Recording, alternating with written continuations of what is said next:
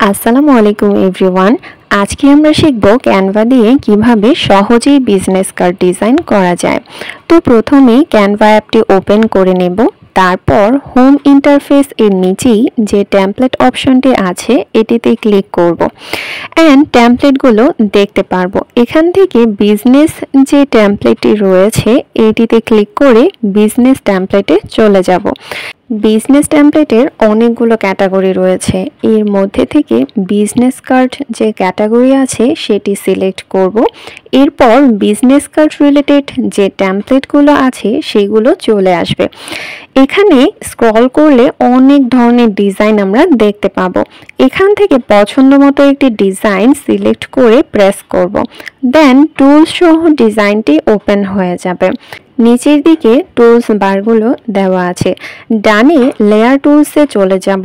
লেয়ারে গিয়ে আমরা দেখতে পাবো যে ডিজাইনটা আমরা নিয়েছি সেখানে কি কি এলিমেন্ট, টেক্সট, ডিজাইন অ্যাড করা হয়েছে। লেয়ার থেকে ডিজাইনে যে পিকচার নেওয়া হয়েছে সেটি সিলেক্ট করে রিপ্লেসে চলে যাব। রিপ্লেসে ক্লিক করার পর পিকচার নেওয়ার মাধ্যমগুলো চলে আসবে, যেমন গ্যালারি, আপলোড, ফটো, ভিডিওস। তো আমি গ্যালারি থেকে নিজের পিকচারও নিতে পারি। যেহেতু আপনাদের শেখাচ্ছি সেহেতু আমি ফটো অর্থাৎ ক্যানভা মিডিয়া থেকে আমি একটি বিল্ডিংয়ের পিকচার নিয়ে নেব। এরপর পিকচারের পিছনে যে এলিমেন্টগুলো আছে সেগুলোর অ্যাডজাস্টমেন্ট ঠিক করে দিব, অর্থাৎ নিজের মতো ডিজাইনটা পরিবর্তন করব।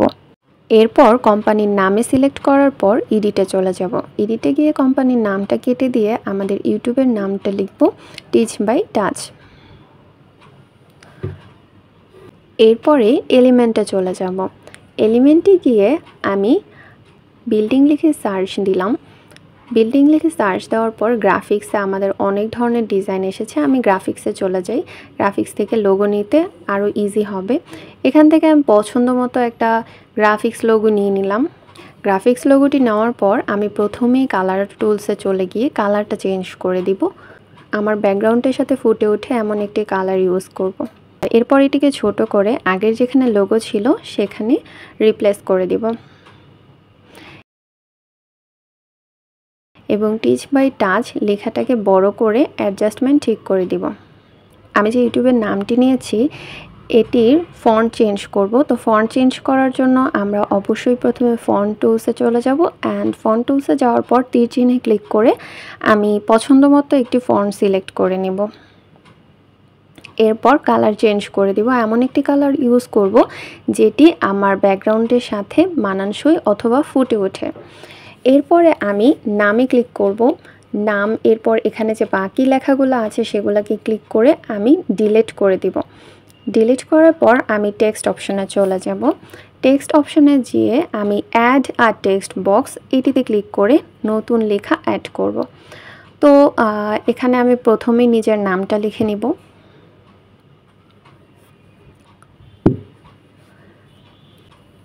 তো আমি নামটা লেখার পরে ফন্ট চেঞ্জ করব। ফন্ট চেঞ্জ করার জন্য ফন্ট অপশনে গিয়ে পছন্দ মতো একটি ফন্ট সিলেক্ট করে নিব আগের মতোই। এরপরে আমি টিচ বাই টাচ যে লেখাটা আছে এটাকে কপি করে নিব। কপি করে নিয়ে আমি নামের নিচে বসিয়ে দিব, অর্থাৎ এখন হচ্ছে আমার পেশা অথবা পদবি যেটাই বলি সেটা লিখব। সেটা আমরা এডিট অপশনের মাধ্যমে লিখব। লেখার পরে কালার চেঞ্জ করে দিব অ্যান্ড ফন্ট চেঞ্জ করে দিব। তারপরে এলিমেন্ট অপশনে চলে যাব। এলিমেন্টে গিয়ে আমি লাইন লিখে সার্চ দিব। লাইন লিখে সার্চ দেওয়ার পর এখানে অনেক ধরনের লাইন আসবে। তো আমি গ্রাফিক্স অথবা শেপ যে কোনো একটাতে ক্লিক করব। শেপ গ্রাফিক্সে ক্লিক করলাম। গ্রাফিক্সে ক্লিক করার পর এখানে অনেক আমরা লাইন দেখতে পারবো, তার মধ্যে প্রো ম্যাক্সিমাম। তো আমি প্রোগুলো ইউজ করতে পারবো না, তাই নর্মাল অ্যান্ড সুন্দর একটা গ্রাফিক্স ইউজ করলাম লাইন। তো এখানে ডাবল লাইন আছে, তো আমি ডাবল কালার ইউজ করে জিনিসটাকে ফুটিয়ে তুলতে পারি। তো আমি লাইনটার অ্যাডজাস্টমেন্ট ফার্স্টে ঠিক করব, এরপরে কালারে চলে যাব।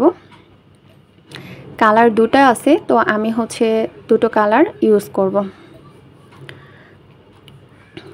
এরপর আমি আমার লোগো, তারপরে নাম, তারপর লেখা সব কিছুর অ্যাডজাস্টমেন্ট অর্থাৎ ছোট বড় করে ঠিক করে নিব। এরপর যে নাম্বার অপশনটা আছে, এখানে যেহেতু আইকন ইউজ করা আছে আমি আর নতুন করে আইকন নিব না।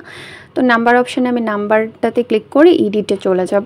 এডিটে যাওয়ার পর আমি যেহেতু আপনাদেরকে দেখাচ্ছি এখানে নাম্বারটা শো করব না, জাস্ট 01 লিখে, যেহেতু অ্যাজ এ এক্সাম্পল দিচ্ছি তো আমি স্টার ইউজ করব অনলি। 11টা ডিজিট নিয়ে নিব।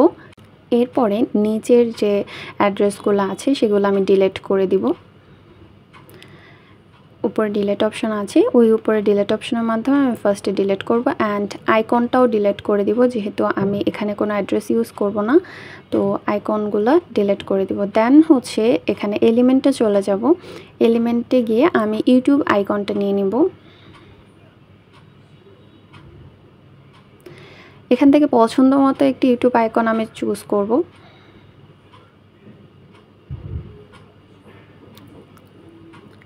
তারপর এটির কালার চেঞ্জ করে দিব, ছোট করে কালার চেঞ্জ করে দিব। অ্যাডজাস্টমেন্টটাও ঠিক করতে হবে। তো অ্যাডজাস্টমেন্টটা ঠিক করে আমি কালার চেঞ্জ করে দিলাম। এরপরে আবার এলিমেন্টে চলে যাব। এরপরে এফবি পেজ একটা আইকন নেব, অথবা এফবি আইকন নিলেও হয়, পেজের আলাদা কোনো আইকন নেই। সেক্ষেত্রে আমি শুধু গ্রাফিক্সে চলে গিয়ে একটা, এখানে অনেকগুলো এফবি আইকন আছে, তার মধ্যে থেকে যেটা আমার কাছে সুইটেবল লাগে এই আইকনটা ইউজ করব। তো ফার্স্টে আমি হচ্ছে এটার যে ব্যাকগ্রাউন্ড কালার সেটা দেখলাম যে চেঞ্জ করা যায় কিনা। তো এটাকে চেঞ্জ করে দেখছি যে অন্য কালার ইউজ করলে অ্যাকচুয়ালি কেমন লাগে। তো আমার কাছে অন্য কালার ইউজ করলে ভালো লাগেনি, তো আমি পরে চেঞ্জ করে দিব। আগে ছোট করে এটার অ্যাডজাস্ট ঠিক করে দিই।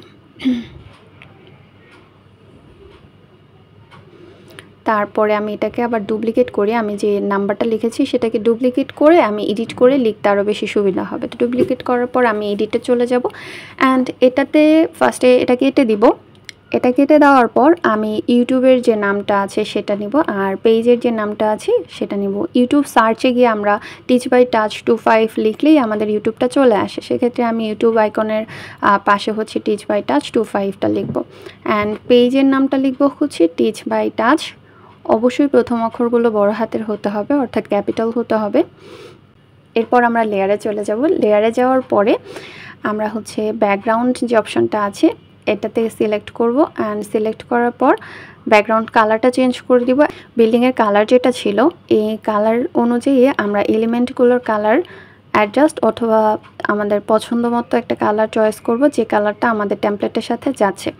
এরপরে এখানে হচ্ছে এলিমেন্ট ইউজ করা হয়েছে, পিছনে রাউন্ড এলিমেন্ট ইউজ করা হয়েছে। লেয়ারে গিয়ে আমরা ওই রাউন্ড এলিমেন্টটা চুজ করব অ্যান্ড চুজ করে ওইটার কালারও চেঞ্জ করে দিব। এরপর প্রত্যেকটার কালার, লেখার যে প্রত্যেকটা কালার চেক করব যে কোনটার কি কালার ইউজ করা হয়েছে, চেঞ্জ করলে আসলে কীরকম লাগে। তো চেঞ্জ করে করে দেখব অ্যান্ড অবশ্যই যেটার কালার চেঞ্জ করলে ভালো লাগবে সেটার কালারটা চেঞ্জ করে দিব। তো প্রত্যেকটার কালার চেঞ্জ করার পর আমার ডিজাইনটা কমপ্লিট হয়ে গেছে। উপরে একটা নিচের দিকে তীর চিহ্ন একটা আইকন আছে, এই আইকনের মাধ্যমে আমরা হচ্ছে সেভ করতে পারবো। এখানে আরেকটা পেজ আছে, সেই পেজটা আমি ডিলিট অপশনের মাধ্যমে ডিলিট করে দিব। ফার্স্টে পেজটা সিলেক্ট করে ডিলিট অপশনের মাধ্যমে ডিলিট করে দিব। এরপরে হচ্ছে আমি অ্যানিমেট অপশনে চলে যাই। অ্যানিমেট অপশনে যাওয়ার পর এখানে অনেকগুলো অ্যানিমেট আছে, মানে অনেকগুলো অ্যানিমেশন আছে যেগুলো আমরা অ্যাপ্লাই করে আমাদের এই কাজটাকে আরও সুন্দর করে ফুটিয়ে তুলে মানে একটা ভিডিও আকারে ফুটেজ তৈরি করতে পারি। তো প্রত্যেকটা অ্যানিমেশন আমি অ্যাপ্লাই করে আপনাদেরকে দেখাচ্ছি, সব দেখাবো না, কিছু অ্যানিমেশন অ্যাপ্লাই করে দেখাচ্ছি। দেখেন প্রত্যেকটা অ্যানিমেশনে অনেক সুন্দর। তো এই অ্যানিমেশনগুলো যেটা আপনার ভালো লাগে সেটা অ্যাপ্লাই করে আপনারা ভিডিও তৈরি করতে পারেন। তারপরে হচ্ছে আমি অ্যানিমেশন প্লে অপশন আছে একটা, দেখেন ওই প্লে অপশনটাতে ক্লিক করলে দেখেন ভিডিও অ্যানিমেশন সিলেক্ট করার পর এটা প্লে হয়ে যাবে। তো আমি ব্যাকে চলে যাই।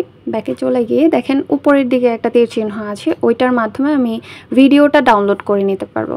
তো ভিডিওটা ডাউনলোড এখানে হচ্ছে MP4 ভিডিও, এটাতে ক্লিক করে দেখেন এখানে JPG, PNG, PDF standard and others আরও অনেক কিছু অপশান আছে, যেমন হচ্ছে আপনার GIF, PPTX, আমরা অনেক কিছুতে সেভ করতে পারি। তো আমি হচ্ছে ভিডিও আকারে এটাকে সেভ করব। এটা সিলেক্ট করার পরে আমি ডাউনলোডে ক্লিক করব। আমাদের ভিডিওটা ডাউনলোড হয়ে যাচ্ছে।